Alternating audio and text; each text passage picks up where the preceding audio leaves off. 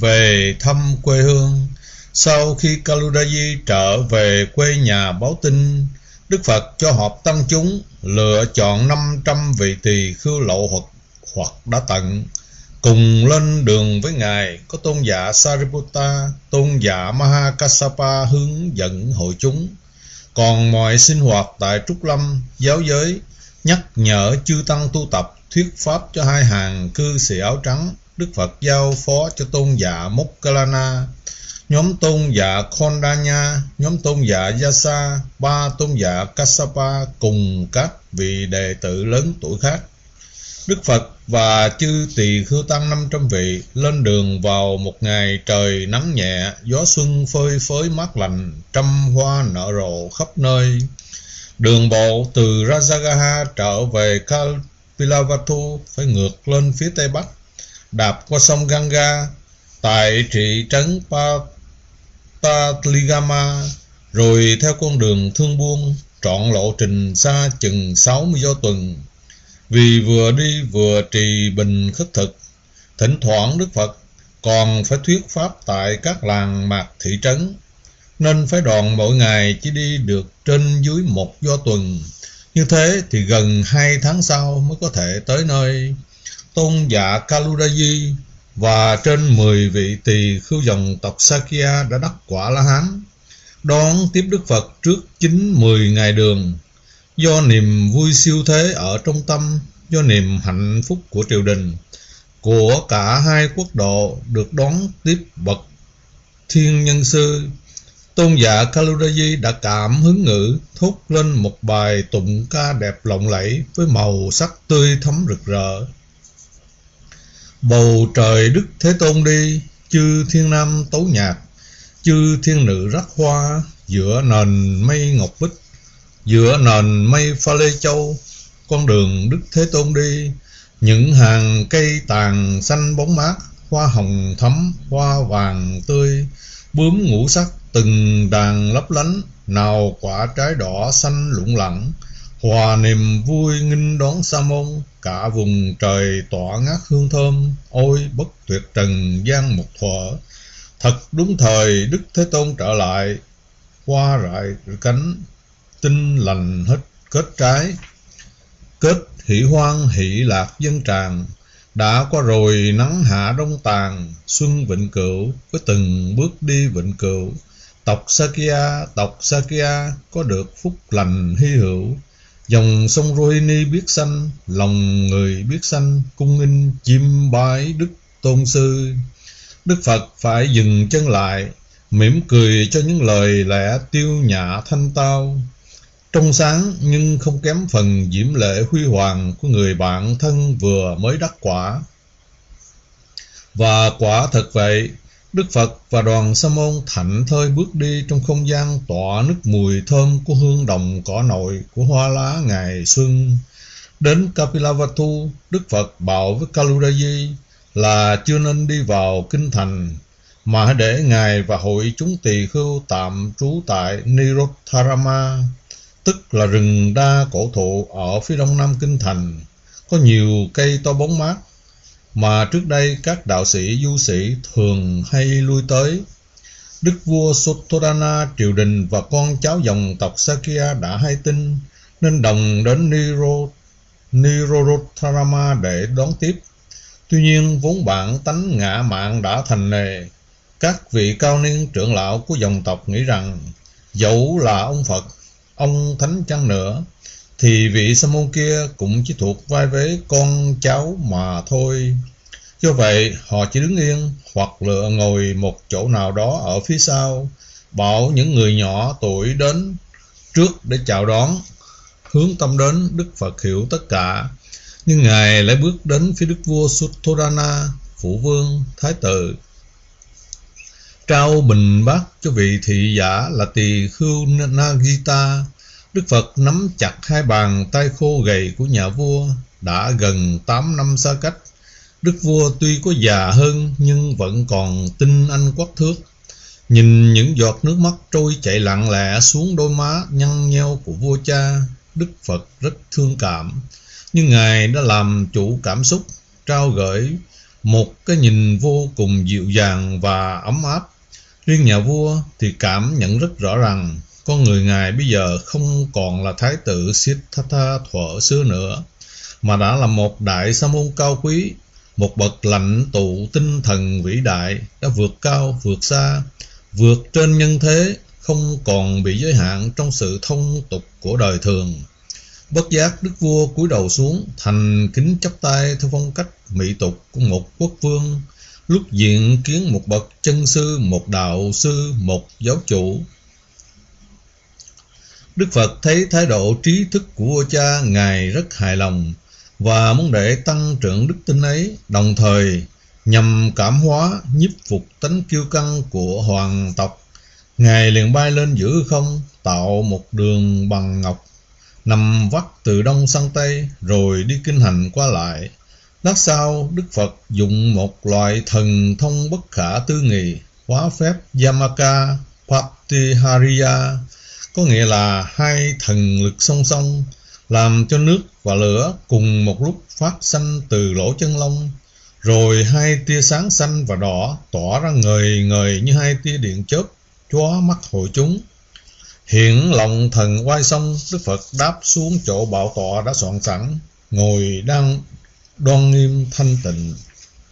Thấy thần thông kỳ diệu của Đức Phật, Đức vua Sutthodana mọc óc cả toàn thân, niềm tin phát khởi, và một lần nữa ông xác nhận cái điều mà ông đã nghĩ: quả thật con ta bây giờ không còn là thái tử đương triều nữa, mà đúng là thần oai của một vị Phật, một đức chánh đẳng giác như mọi người đã xưng tán tôn vinh. Nghĩ thế xong, bất giác đức vua quỳ xuống đảnh lễ, rồi thốt lên rằng: đây là lần thứ ba phụ vương đảnh lễ con đây. Cả triều đình dòng tộc Sakya lớn nhỏ sợ hãi quỳ lại theo. Tôn giả Sariputta ở bên cạnh Đức Phật, còn tôn giả Moggallana lúc ấy đang ở Trúc Lâm Tịnh Xá, cách xa 60 do tuần. Nhưng cả hai tâm ý tương thông, muốn trợ duyên cho Đức Phật để dễ dàng khai hóa hoàng tộc, nên đồng một lúc, như chỉ trong cái nháy mắt, đã như hai con chim, hai đám mây vàng rực bay lên giữa không, đồng một lúc đáp xuống bên phải và bên trái 5 vốc sát đất đảnh lễ Ngài, rồi cùng thưa: bạch Đức Tôn Sư, muốn trở thành một đức chánh đẳng giác thì phải tu tập như thế nào? Phải trải qua thời gian công hạnh ba la mật như thế nào? Biết dụng tâm của hai vị đại đệ tử, Đức Phật bèn cất giọng phạm âm với 8 tuyệt hảo, thuyết một thời pháp nói về Phật Tông, tức là gốc nguồn hành trạng của chư Phật. Muốn thành tựu quả vị chánh đẳng giác, phải trải qua 7 A Tăng Kỳ phát nguyện ở trong tâm, 9 A Tăng Kỳ phát nguyện thành lời, 4 A Tăng Kỳ và 100.000 đại kiếp, thực hành 10 ba la mật, trải qua 24 vị Phật. Rồi Đức Phật cũng kể tóm tắt nhưng đầy đủ hành trạng của 24 vị Phật ấy là Dipankara, Phật Kondanya, Phật Mangala, Phật Sumandra, Phật Revata, Phật Supita, Phật Anumodasi, Phật Paduma, Phật Narada, Phật Padumuttara, Phật Sumetha, Phật Sujata, Phật Vijayadasi, Phật Atharasi, Phật Thammadasi, Phật Siddhartha, Phật Tissa, Phật Pusa, Phật Vipassa, Phật Sikhi, Phật Vesapu, Phật Kakusantha, Phật Konagamana, Phật Kassapa. Và chính Ngài là vị Phật thứ 25 có danh hiệu là Sakya Gotama. Trong vô lượng kiếp trôi lăn sanh tử ấy, chính Ngài có 5 kiếp làm đạo sĩ, 9 kiếp làm tỳ khưu, 5 kiếp làm cư sĩ, 2 kiếp làm long vương, 1 kiếp làm Sakha, 1 kiếp làm nguyên soái Dạ Xoa, 1 kiếp làm vua sư tử, đã được chư Phật thọ ký với tên tuổi, quê quán, dòng tộc, hành trạng hiển nhiên minh bạch như thế nào. Rồi còn có vô lượng kiếp mê mờ, đi giữa sương mù xuống lên, chìm nổi giữa 3 cõi 6 đường, thật không tính xuể. Thời pháp của Đức Phật lạ lùng làm sao lại có rất nhiều chư thiên chứng quả nhập lưu, còn hội chúng thì như được mở hé một chân trời vi diệu, nhưng không ai chứng đắc gì. Ngay khắc ấy, một trận mưa bất ngờ tuôn đổ xuống, một trận mưa đỏ như màu máu, một trận mưa lạ lùng. Đức Phật, chư Thánh Tăng, những người bắt đầu có đức tin thì khô ráo, còn những ai kiêu căng ngã mạn thì ướt như chuột lột. Mọi người bàn tán sôi nổi. Đức Phật thuyết thêm một thời pháp nữa, kể lại kiếp áp chót làm người. Thái tử Vessantara đã bố thí bất nghịch ý với 5 đại thí như thế nào. Sau 12 năm lưu đày trở lại làm vua giữa hội chúng thân thuộc, cũng có một trận mưa như thế, nhưng là một trận mưa bảy báo ngập tràn cung điện. Sau kiếp người sanh làm thiên tử Setaketu ở cung trời Tusita, hết tuổi thọ mới giáng sanh vào lòng mẹ Mahamaya, vua cha Sutthodana, dòng tộc Sakya, kinh đô Kapilavatthu, để hoàn thiện công hạnh của một bậc chánh đẳng giác. Vậy là nhân duyên nhân quả vô lượng kiếp đã được Đức Thế Tôn giảng nói, thuyết minh khá rõ ràng, làm cho hội chúng rất thỏa thích. Nhưng khi giơ tay, cả hoàng tộc không ai biết bổn phận là phải thỉnh mời Đức Phật và chư tăng giáo đoàn vào ngày mai ra sao. Riêng Đức vua Sutthodana thì đơn giản nghĩ rằng đã về đến quê nhà, tất phải thọ thực ở cung điện rồi, nên Ngài đã cho chuẩn bị yến tiệc đãi đằng Đức Phật rất chu đáo. Đêm ấy, tại công viên Nirodharama, Đức Phật tiếp những người bạn cũ do tôn giả Kaludayi dẫn đến, đó là Mahanama, Pariya, Ananda, Anuruddha, Kimbila, Paga, cả Nanda và Chenna nữa. Có lẽ là tôn giả Kaludayi đã kể cho mọi người nghe khá nhiều về Đức Phật, vị huynh trưởng xưa của họ, người đã tìm ra ý nghĩa và giá trị đích thực của cuộc sống, đã giải quyết trọn vẹn vấn đề sinh tử. Lại nữa, buổi chiều, lẫn trong đám đông, họ đã chứng kiến thần thông vi diệu của Đức Phật, đã nghe được 2 thời pháp, nên biết rõ rằng bây giờ họ là người trần tục, và những ý tưởng được người Ngài tuyên thuyết không còn nằm trong lãnh vực tế thế an bang, cơm no áo ấm cho muôn dân nữa, mà là cái gì vĩnh cửu hơn thế, đại toàn hơn thế. Lạ lùng làm sao Đức Phật không giáo giới gì, Ngài chỉ hỏi thăm chừng mực công việc của từng người, ai đã lập gia đình, ai chưa lập gia đình. Đức Phật mỉm cười khi biết chỉ có Mahanama là có vợ con, các vị khác đều thích sống độc thân suốt trong thời gian đàm đạo. Họ như tẩm mát trong làn khí tâm từ. Sau đó, Đức Phật hẹn dịp khác. Ngài bảo rằng chưa đủ duyên để nói chuyện nhiều hơn. Nửa tối canh 3 ngày hôm sau, Đức Phật hướng tâm đến quá khứ, biết rằng theo thông lệ của chư Phật, lúc về thăm quyến thuộc, các ngài không đi thẳng về nhà, mà đều theo hạnh trì bình khất thực, nên báo cho tôn giả Sariputta hay biết.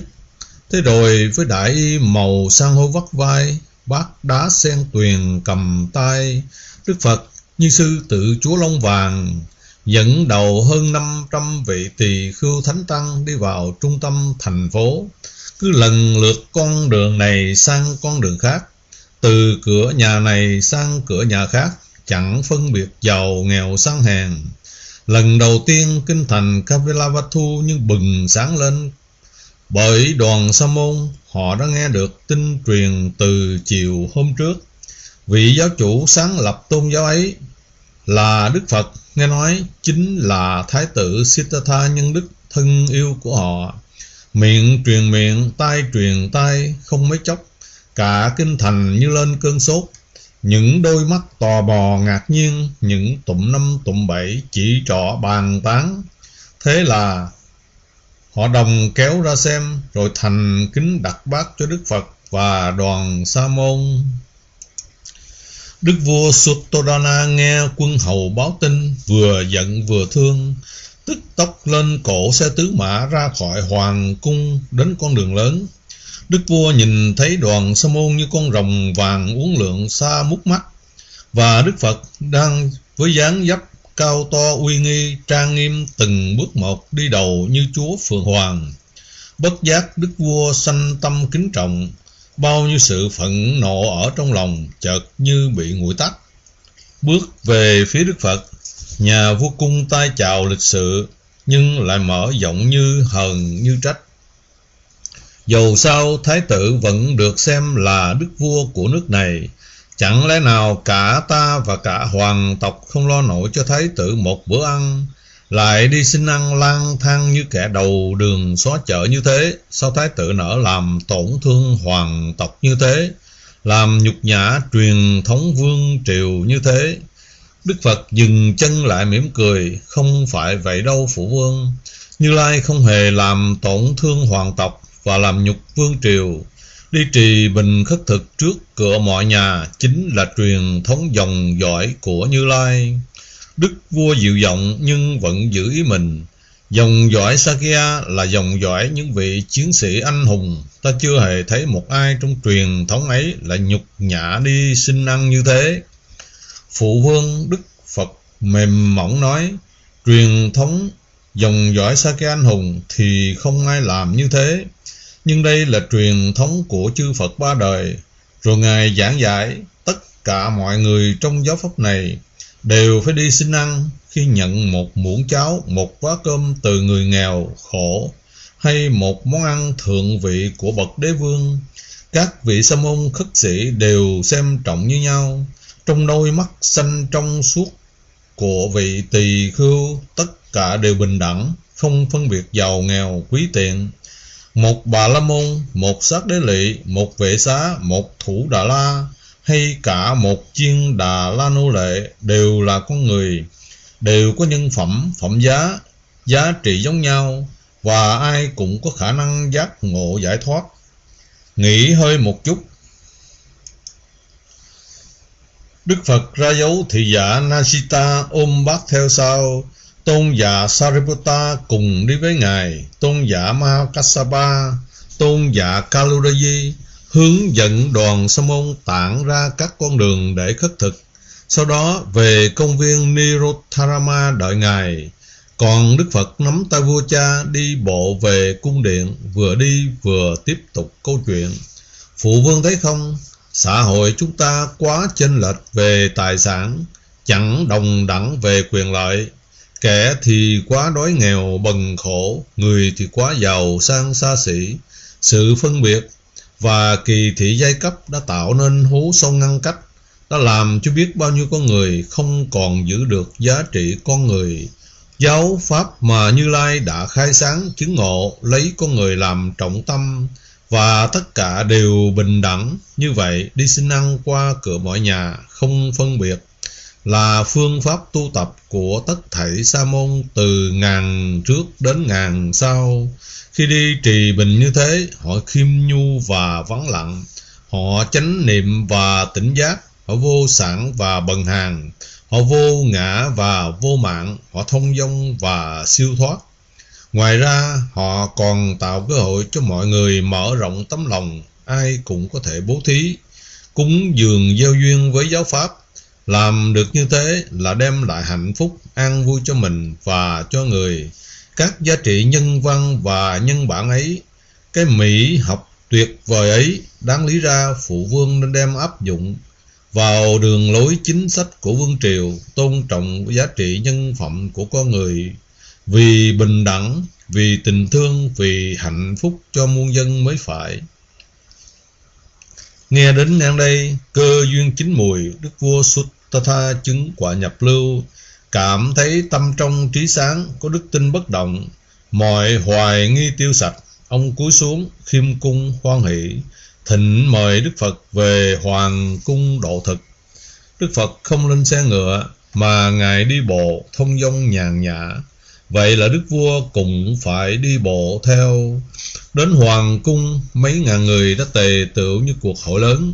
Khung cảnh chẳng mấy chốc đổi thay, như hoa cảnh rực rỡ và trầm hương tỏa ngát khắp mọi nơi. Ai cũng trầm trồ vì thấy Đức Phật dường như còn đẹp đẽ, sang trọng và có cái gì đó trông đáng kính khác lạ hơn Thái tử Siddhartha thuở trước.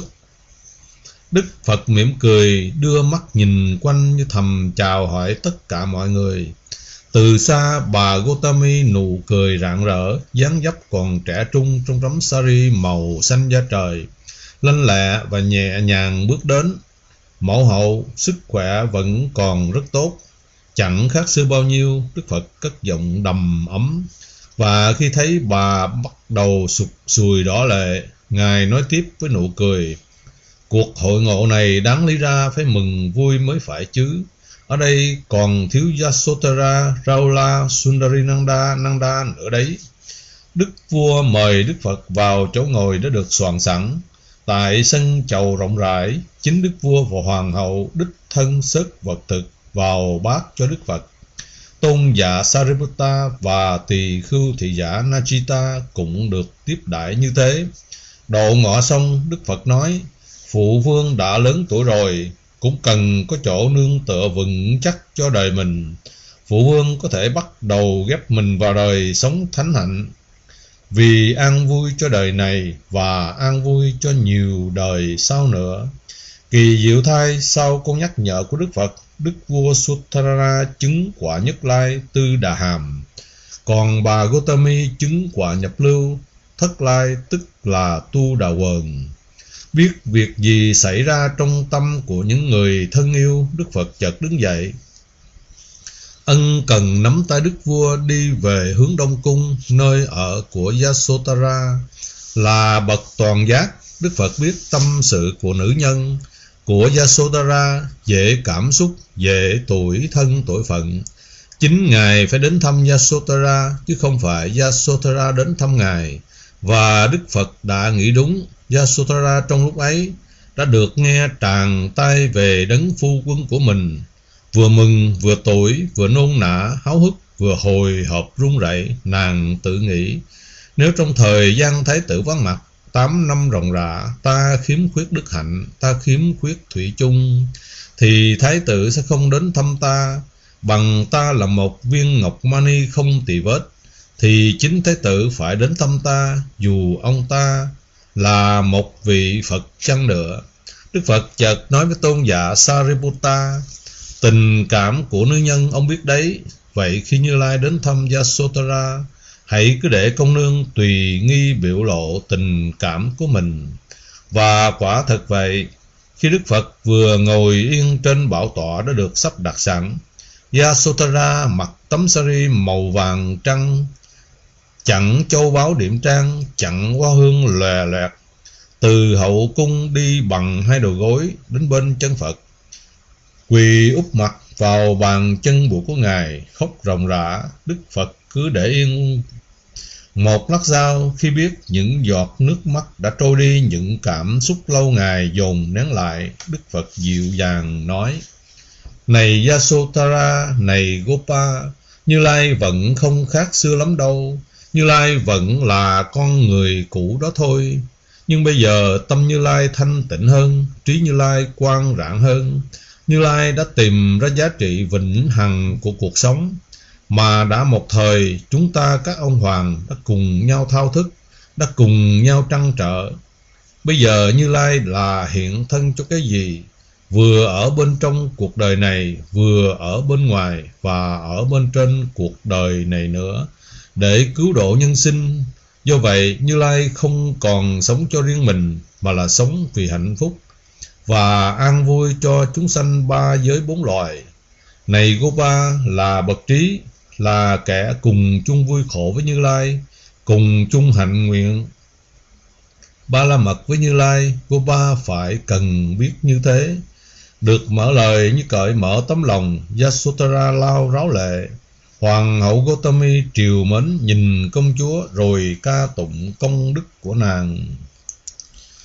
Từ lúc thái tử ra đi, công chúa vô cùng sầu muộn, như mất một bảo vật trân quý nhất ở trên đời. Tuy nhiên nàng vẫn giữ được sự tự chủ hiếm có. Niềm an ủi lớn nhất của công chúa chính là trẻ Rahula. Khi nghe thái tử sống đời tu sĩ lang thang không cửa không nhà, Công chúa đã tự vứt bỏ châu báu điểm trang, chỉ quàng tấm sari màu trắng giản dị. Khi nghe thái tử sống đời khổ hạnh, công chúa cũng bắt đầu từ bỏ vật thơm, dầu thoa, giường cao chăn ấm, chỉ gối cây nằm đất, và mỗi ngày chỉ dùng một chút ít vật thực vào buổi trưa. Biết bao vương tôn, hoàng thân công tử giàu sang hào hoa, quý phái, xứng đôi vừa lứa, tìm đến nhăm nhe dạm hỏi, công chúa đều từ chối không tiếp. Khi nghe thái tử đã đắc thành quả Phật, đắp y vàng, dẫn đầu đoàn sa môn thanh tịnh về thăm quê hương, thì công chúa cũng quàng tấm sari màu vàng. Thế đấy, không những công chúa có đức hạnh vẹn toàn, mà còn biết cảm thông, chia sẻ với thái tử trong mỗi năm, mỗi tháng, mỗi ngày xa cách biệt ly. Mẫu hậu đừng nói nữa, Yasodhara chợt nói lên rồi đi đến cạnh bà. Thái tử bây giờ là một vị Phật, chẳng có gì mà vị Phật lại không biết. Phải đấy Gopa, chẳng có gì mà Như Lai không biết, và Như Lai còn biết nhiều hơn thế nữa. Rồi ngài quay sang như nói chuyện với đức vua và hoàng hậu Gotami. Gopa là thế đấy, không những bây giờ mà đã từ vô lượng kiếp trước, từ thời Đức Phật Dipankara, rồi trải qua 24 vị chánh đẳng giác. Nàng luôn đính chánh, đoan trang, tiết hành thủy chung, chia vui sẻ buồn, không ngừng giúp đỡ Như Lai, nâng đỡ Như Lai, khuyến khích Như Lai trên con đường tấn tu đạo nghiệp. Nói thế xong, Đức Phật vén bức màn quá khứ. Cách đây khoảng chừng 4 A Tăng Kỳ và 100.000 đại kiếp, có Đức Phật Dipankara xuất hiện. Thuở ấy có chàng thanh niên Sumedha xuất thân gia đình bà la môn cự phú, thiên tư thông tuệ, tài mạo và sở học đều xuất chúng. Sau khi cha mẹ qua đời, Sumedha đã làm một cuộc bố thí vĩ đại, rồi lên non sống đời đạo sĩ. Nhờ tinh cần tu tập, đạo sĩ đắc bát định và ngũ thông. Tuy nhiên chàng biết rằng bài toán phiền não và đau khổ chưa được giải đáp tận cùng. Hôm kia tại thành phố Ramawati, dân chúng xôn xao chuẩn bị tiếp đón Đức Phật và hội chúng thánh tăng. Họ phải cùng nhau ra tay làm một con đường dài do mưa lũ xói mòn, bùn xình lầy lội. Mới nghe đến danh từ Phật Buddho, tâm trí đạo sĩ Sumedha bị chấn động mãnh liệt. Chàng khởi tâm đóng góp một tay vào công đức này, nên xin được đảm nhận một quãng đường khó khăn nhất. Chàng suy nghĩ, nếu ta sử dụng thần thông thì trong nháy mắt sẽ xong ngay. Nhưng nếu làm vậy thì chẳng đổ mồ hôi, chẳng phải tốn hao sức lực, rốt lại chẳng có một ý nghĩa giá trị nào. Thế rồi đạo sĩ bèn sử dụng sức lao động của mình. Khi Đức Phật và hội chúng ngự giá đến nơi, con đường dài đã phẳng phiu, phong quang sạch sẽ khô ráo. Nhưng phần đường do chàng đảm nhiệm lại chưa hoàn thành.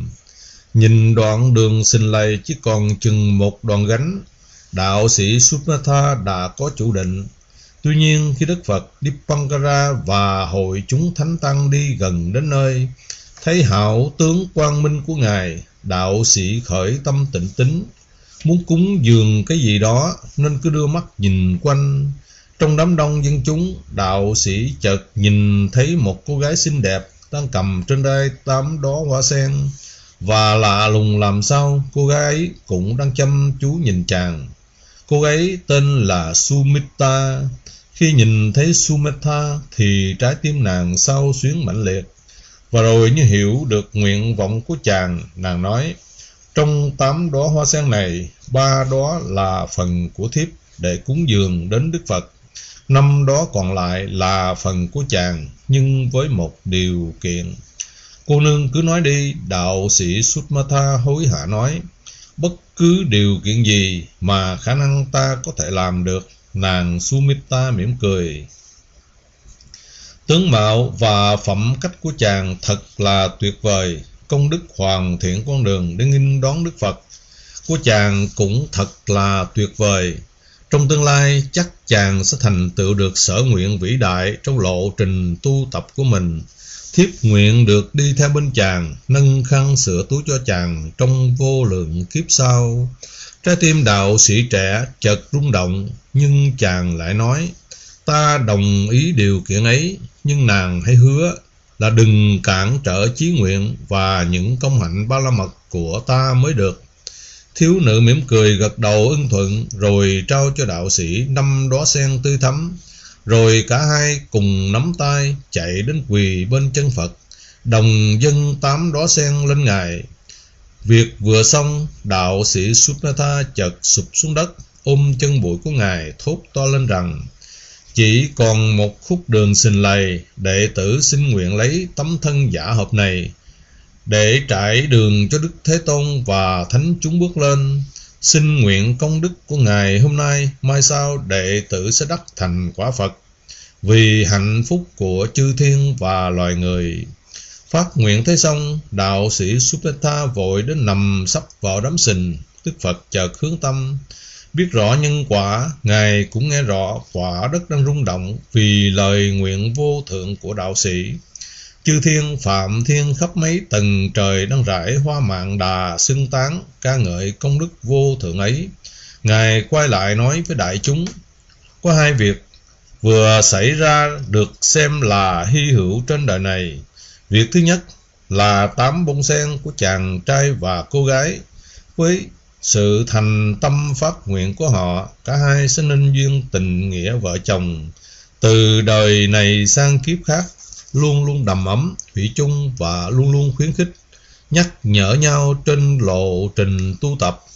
Việc hy hữu thứ hai là đạo sĩ này với lời nguyện vô thượng của mình thực hành ba la mật trong thời gian 4 A Tăng kỳ và 100.000 đại kiếp, trải qua 24 vị Phật sẽ thành tựu quả vị chánh đẳng giác, đúng như ước mơ của chàng. Rồi Đức Phật quay sang hai người: này Sumedha, ước nguyện của con sẽ được thành tựu, và bắt đầu từ kiếp sau, Sumedha sẽ là người bạn đời chung thủy của con, như chim liền cánh để bay qua sông dài biển rộng, sẽ đồng tâm, đồng chí, đồng phước, đồng nhân, đồng quả.